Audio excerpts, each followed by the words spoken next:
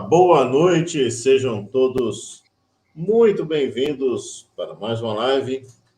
Hoje, tratando de um novo assunto aqui no canal do professor Samuel Merbach. Hoje nós vamos falar sobre arbitragem.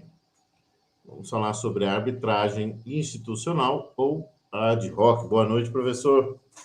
Boa noite, professor Nildo Moraes. Conforme você disse, a gente está inaugurando um novo quadro nos canais, né? Sim.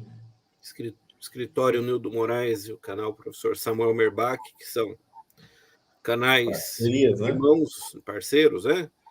E a gente, então, vai estar abordando, a partir de hoje, a partir da live anterior, sobre os meios alternativos de resolução de conflitos, né? Entre eles, nós temos a arbitragem, a conciliação e a mediação. Claro que, nesse momento, a gente vai estar abordando sobre a arbitragem. E hoje, então, a gente vai falar da arbitragem institucional ou ad hoc, professor Nildo. Perfeito, então, mestre. Como nós sempre iniciamos, né? Peço que o senhor faça aí uma introdução, então, ao tema de hoje, mestre. Ah, sim. Então, olha só.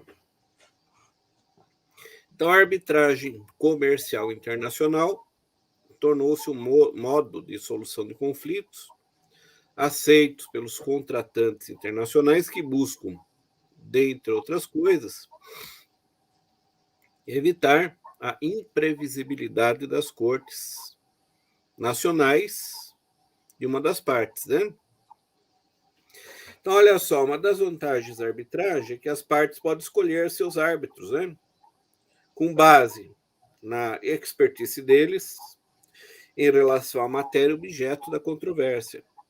A possibilidade de escolha pelas partes da lei aplicável ao mérito e ao procedimento, bem como a maior rapidez no procedimento arbitral, quando comparado com o procedimento judicial. Aqui nós temos, professor Nildo, algumas das vantagens da arbitragem. Imagine o seguinte, né? Imagine que no comércio internacional a gente tem uma empresa da Arábia Saudita e outra da China. A divergência de legislação entre elas certamente é muito grande, né? A questão do idioma e por aí vai. Então, olha só, imagine se uma empresa da Arábia fosse entrar com um processo, né, no Estado chinês ou ao contrário, né? Imagine só a dificuldade que isso traria. À medida em que, no procedimento arbitral, você pode escolher os árbitros, a lei que vai ser aplicada, você pode, inclusive, estipular o prazo para que o árbitro ou os árbitros venha concluir o procedimento, né?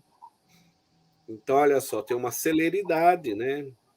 Tem uma escolha de árbitros. Os árbitros podem ser escolhidos com base na formação acadêmica, a formação profissional deles, né? Então, para você ser árbitro, não é necessário que você seja formado em direito, né? O árbitro pode ser, por exemplo, um engenheiro, médico, pode ser também um advogado, né? E assim vai. Claro que se a questão envolve uma área específica, você vai contratar profissionais que tenham expertise na referida área profissional. Sim, perfeito, mestre. E a arbitragem institucional, né, as partes elas reportam-se a uma entidade que administrará, né, o procedimento arbitral conforme as regras do seu regulamento, né? Mas tudo isso, pessoal, como nós falamos na primeira live, que já está também aí no canal do professor Samuel Merbach, existe uma discussão aí e as câmaras arbitrais cada vez têm sido utilizadas, né? E ela, de fato, é equiparada a uma sentença judicial. Já está sendo pacificado, inclusive, esse tema, né, professor? Exatamente, né? Que no Brasil a sentença arbitral se equivale à sentença judicial, isso está na lei, é pacífico, né? Uhum. Então, olha só. Então, isso é uma vantagem, né? Antigamente, precisaria a sentença arbitral ser homologada pelo juiz de direito, né?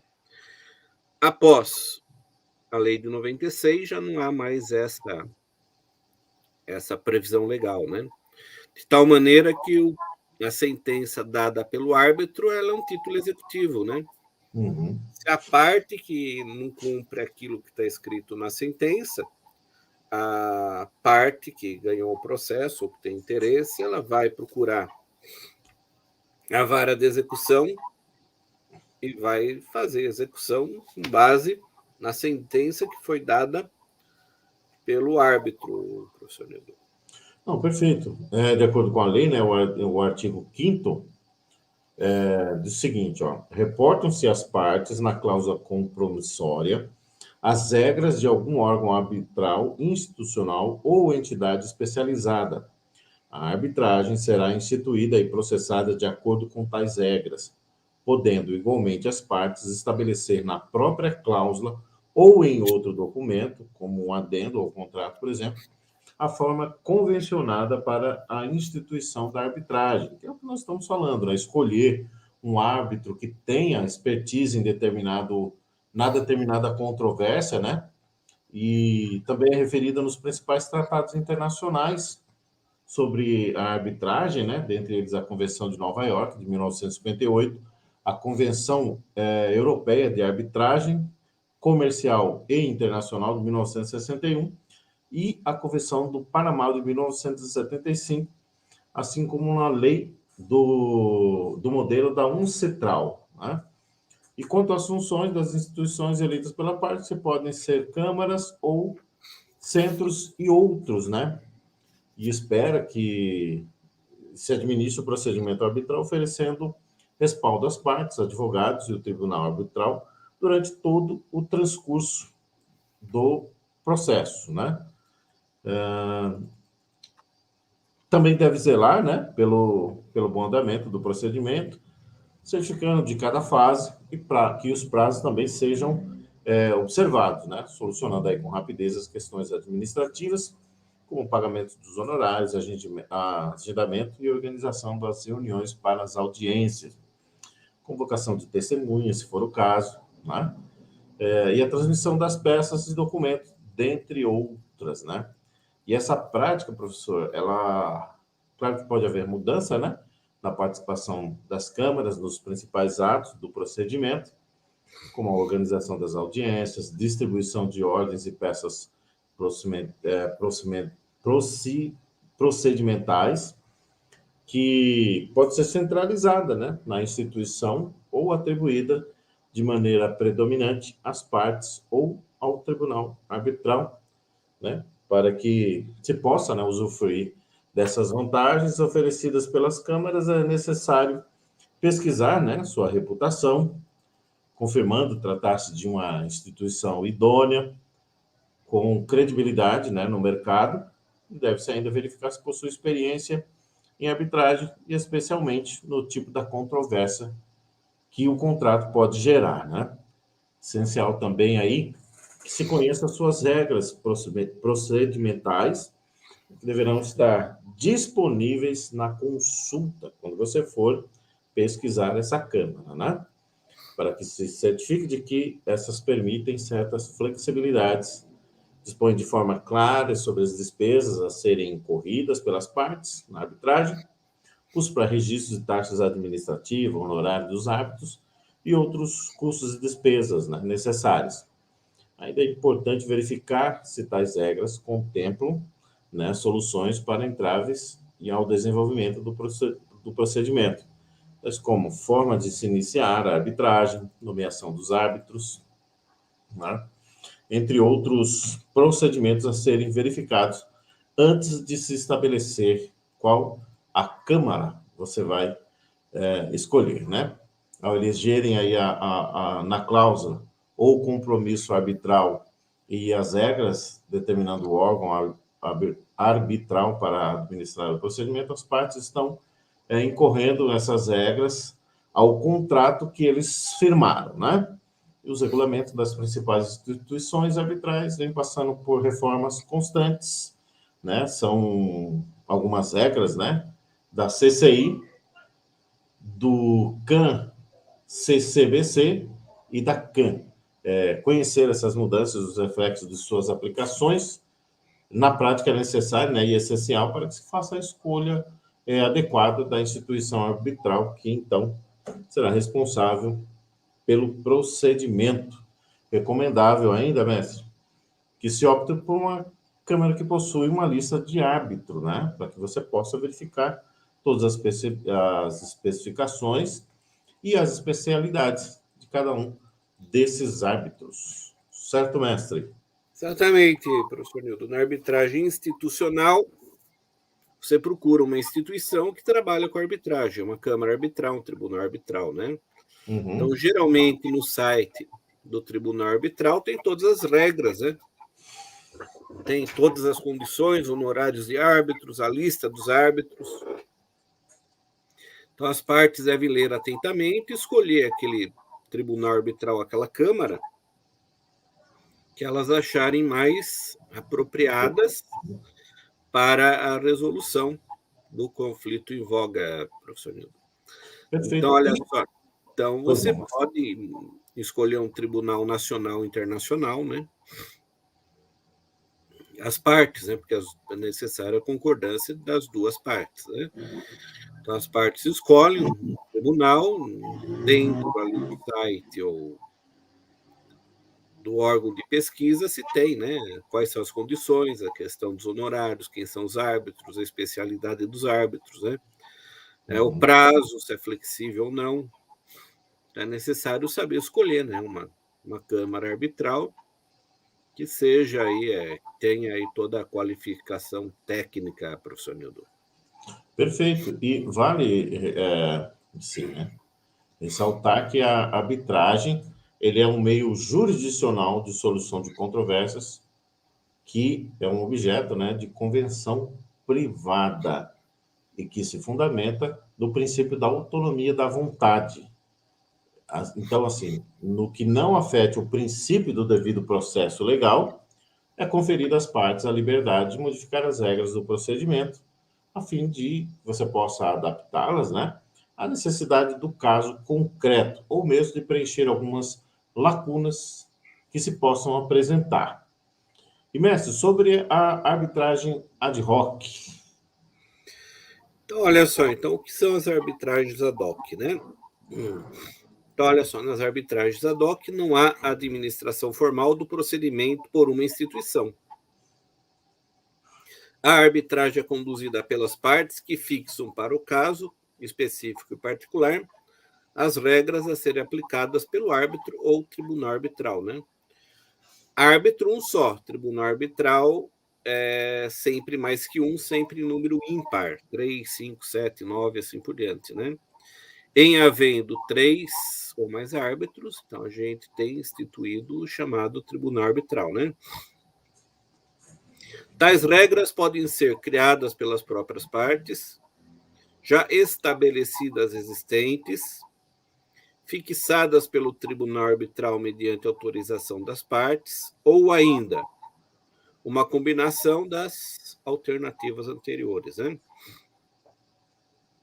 Quanto às regras já estabelecidas, por exemplo, conhecido das regras da UNCITRAL. O que é isso?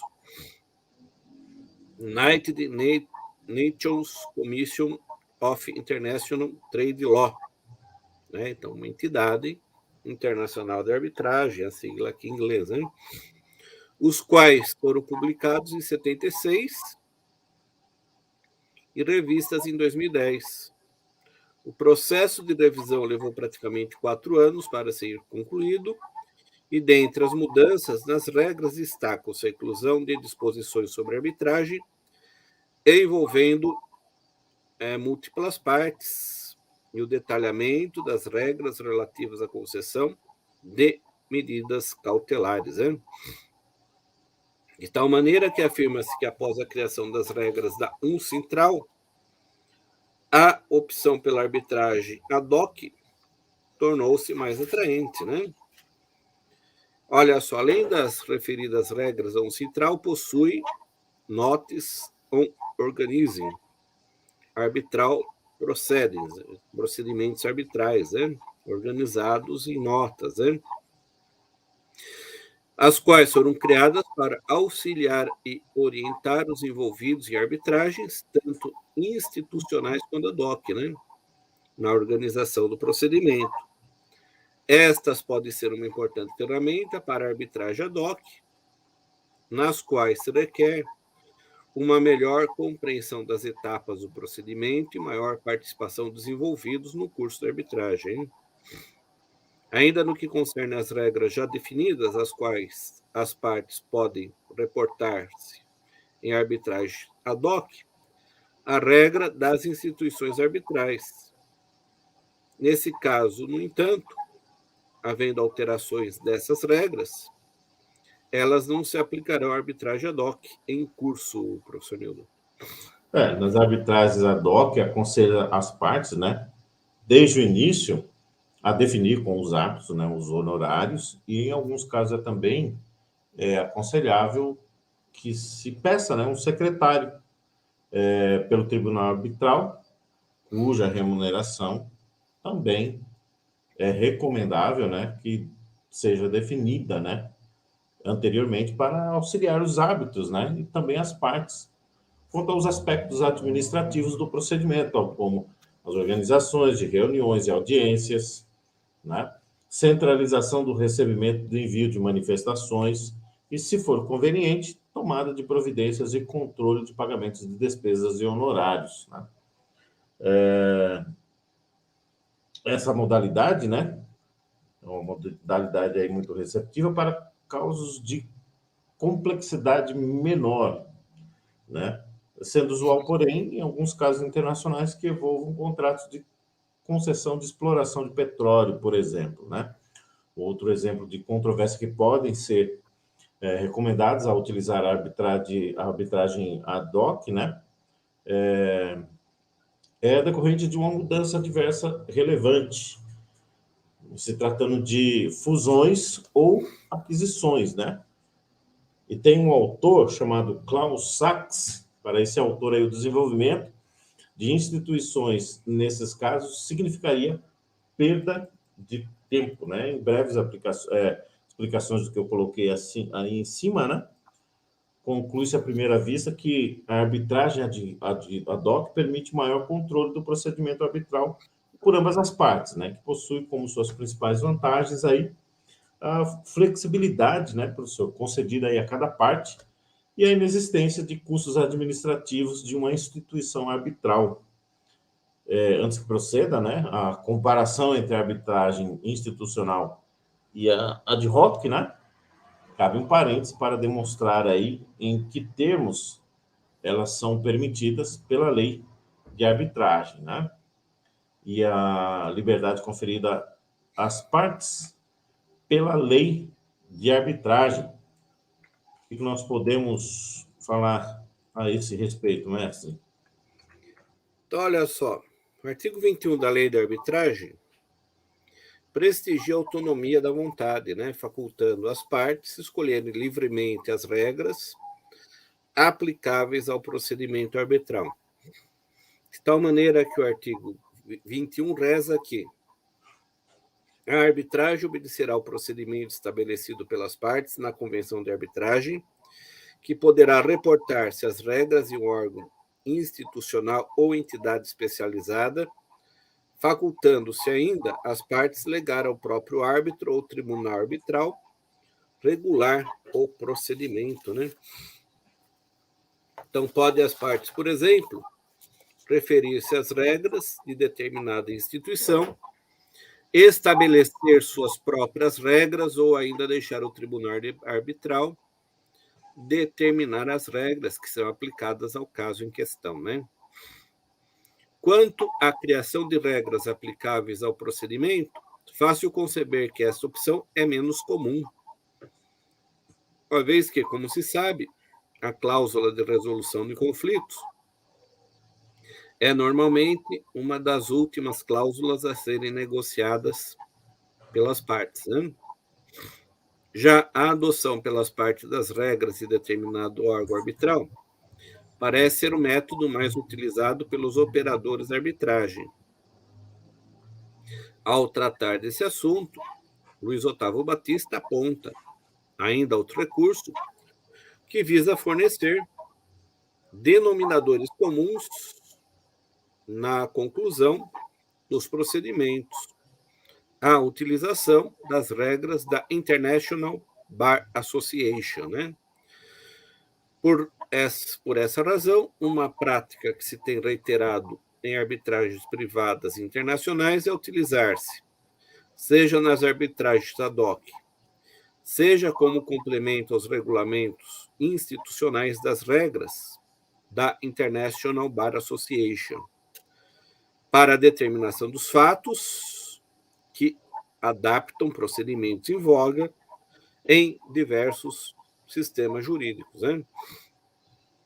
Em qualquer hipótese, deve ser observados os princípios do contraditório, a igualdade das partes, a imparcialidade do árbitro, seu livre convencimento, referidos no parágrafo 2º do artigo 21 da Lei da Arbitragem, né? O qual diz o seguinte: serão sempre respeitados no procedimento arbitral os princípios do contraditório, igualdade das partes, imparcialidade do árbitro e de seu livre convencimento, professor Nildo. Vale por fim uma ressalva aí quanto à liberdade da escolha, né, da forma de se operacionalizar a arbitragem, mestre. Tem um exemplo aqui no estado de Minas Gerais, né, que recentemente introduziu aí a Lei 19.477 de 2011, que trata da adoção do juiz arbitral para a solução de litígio entre o Estado, seja parte, né, durante as disposições, e consta o seguinte: o juízo arbitral instituir-se-á exclusivamente por meio do órgão arbitral institucional. Essa opção do legislador deve-se provavelmente ao fato de a arbitragem institucional conferir maior segurança às partes e visa incentivar o Estado a adotar a arbitragem como forma de solução de controvérsias. Inclusive, a instituição arbitral escolhida deve preencher uma série de requisitos mencionadas nesta lei. Qual lei? A Lei 19.477 de 2011. Vou deixar o número da lei aqui para vocês. 19.477 de 2011. Está aqui o número da lei, para depois você ler, tá? Isso se refere ao Estado de Minas Gerais, tá? Agora, professor, quais seriam aí os elementos que devem ser sopesados, né, na escolha de uma das formas de operacionalização da arbitragem, ou a institucional ou a ad hoc? Como identificar, né? Olha só, então, segundo a doutrina, espera-se que a instituição arbitral assegure o bom desenvolvimento do procedimento, né? Não somente a existência de um conjunto pré-definido de regras confere maior segurança às partes, como também a atuação profissional do staff da instituição. Em geral, treinado, propicia a fluidez e assegura a regularidade nos procedimentos administrados.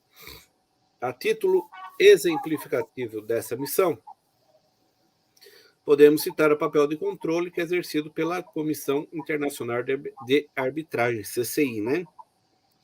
Que vai além daquele que é procedimento exercido por câmaras arbitrais, que se verifica em diversas etapas do procedimento arbitral relativo aos árbitros, como assegurar independência, competência, disponibilidade, pronunciando-se sobre as demandas formais de impugnação e também na nomeação e confirmação dos árbitros. Outro elemento é o procedimento, acompanhá-lo e influenciar no ritmo com que se desenvolve. Mencionando a esse respeito a proteção adicional concedida à parte pelo termo de arbitragem, que possibilita às partes, ao tribunal arbitral, quando da sua assinatura, eliminar ambiguidades ou patologias existentes na convenção de arbitragem, e também naquilo que se refere a sentenças, professor Nildo. Como o senhor mencionou aí, né, pode ser identificado como potenciais desvantagens da arbitragem institucional comparado à DOC, né?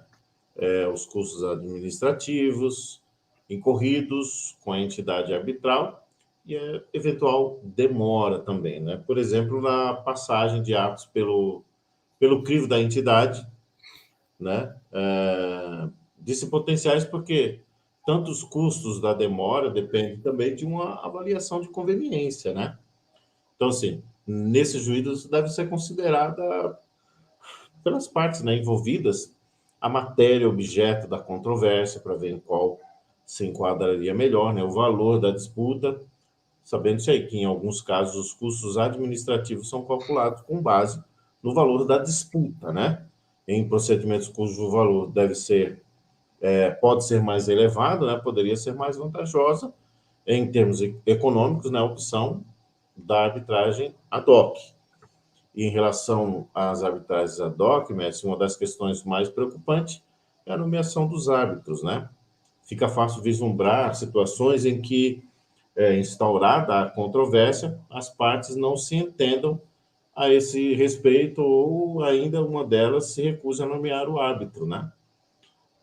Para evitar esse tipo de impacto, né, que impeça aí o início do procedimento, deve aí ser ocasionando aí a necessidade de se recorrer ao poder judiciário. É importante que a escolha dos árbitros seja claramente definida pela cláusula arbitral, né? E que nelas partes elejam a autoridade responsável pela nomeação dos árbitros em determinadas situações, professor.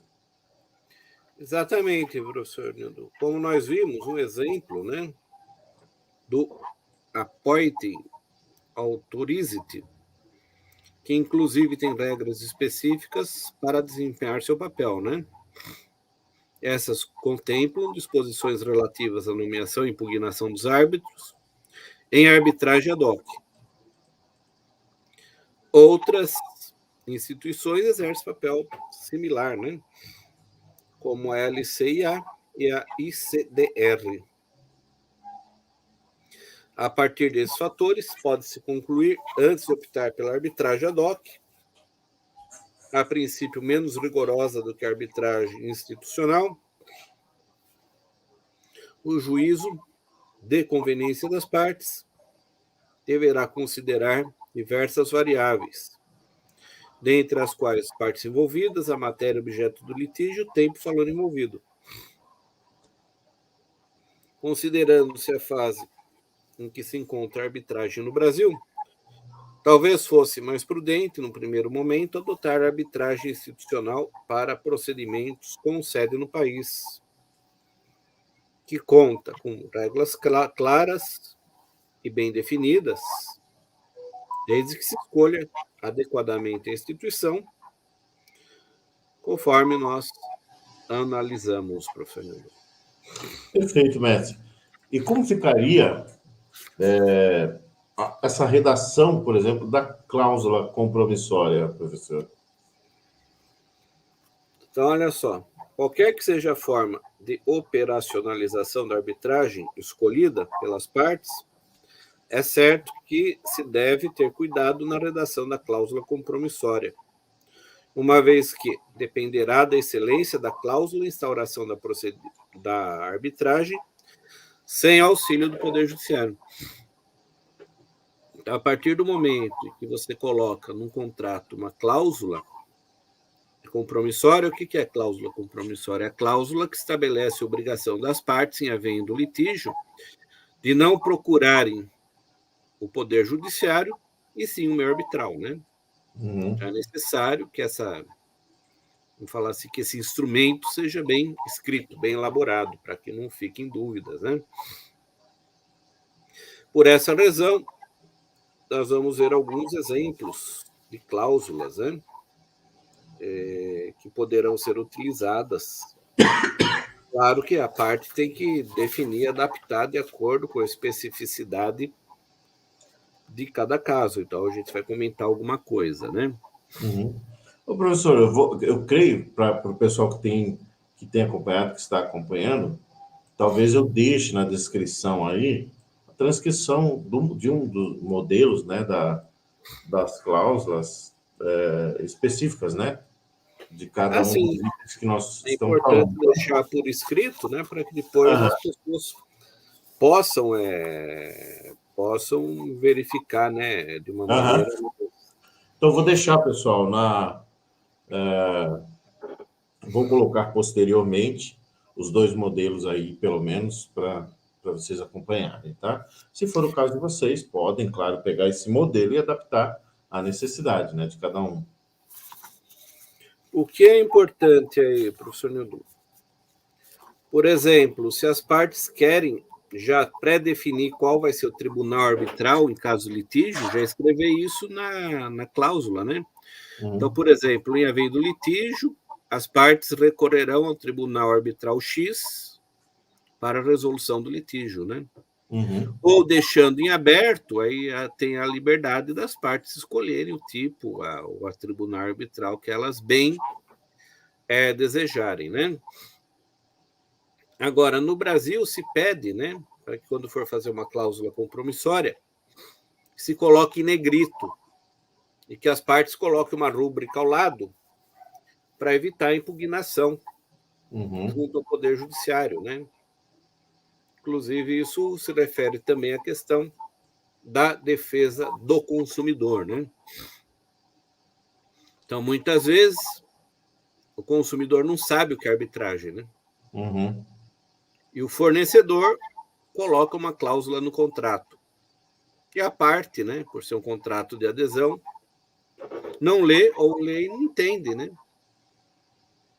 Então, para evitar esse tipo de coisa, né, se pede que faça a cláusula compromissória em negrito e que as partes coloquem uma rúbrica ao lado para evitar, né, que essa cláusula venha no futuro a ser anulada pelo Poder Judiciário, professor Nando. Perfeito, mestre. Queremos aproveitar esse momento aí e agradecer a todos que têm assistido até agora. Pedimos aí, seja generoso conosco, dê o seu like, se inscreva nos canais, você nos ajuda muito a continuarmos, né, dispondo aí do nosso tempo para levar informações e a sua curtida, o seu comentário, isso engaja o vídeo, engaja o canal, nos ajude aí a chegarmos aqui, o canal do professor Samuel Merbach, a chegar aos 1.000 inscritos, né? Ainda não temos 1.000 inscritos aqui no canal. Nos ajude, se inscreva no canal. Mestre, considerações finais do tema de hoje. Então vamos aí, ó, as partes finais, né? Então, olha só, dentro daquilo que nós analisamos na live de hoje, algumas considerações são importantes. Entre elas, a opção entre as formas de operacionalização da arbitragem, aqui que nós analisamos, né, não deve ser automática. É certo que a arbitragem institucional, no qual se conta com o suporte de uma instituição que administra o procedimento, confere maior segurança e tranquilidade às partes. Contudo, há casos em que a arbitragem ad hoc, na qual não há administração formal do procedimento, não se tendo assim de arcar com custos administrativos, pode ser conveniente. Para que se reflita qual forma é mais conveniente, deve ser consideradas as particularidades de cada caso, dentre elas as partes envolvidas, a matéria objeto do litígio, o tempo e o valor em disputa. As arbitragens ad hoc, por exigirem maior participação e colaboração entre as partes, seriam recomendáveis para casos em que os envolvidos têm maior conhecimento e experiência em arbitragens. Em qualquer caso, o cuidado na redação da cláusula é essencial para que essa reflita a vontade das partes e contém elementos mínimos necessários a possibilitar o regular desenvolvimento do procedimento arbitral. Então, seria isso, professor Nildo. Perfeito. Então, mestre, mais uma vez, muito obrigado. Obrigado a todos que assistiram até esse momento. Desejamos a todos aí um excelente final de semana, o início da próxima semana aí. Não sabemos em qual momento você estará assistindo a essa live. Nós estamos gravando hoje, no dia 31 de agosto. Agora são 19 horas e 40 minutos. E na próxima live, o tema será os aspectos relevantes da Convenção de Nova York. Perfeito? Pessoal, muito obrigado a todos vocês mais uma vez. Obrigado, professor. Excelente final de semana aí. Até o próximo vídeo. Obrigado, professor Nildo. Obrigado a todos que nos assistem. Até a semana que vem. Até breve. Mas...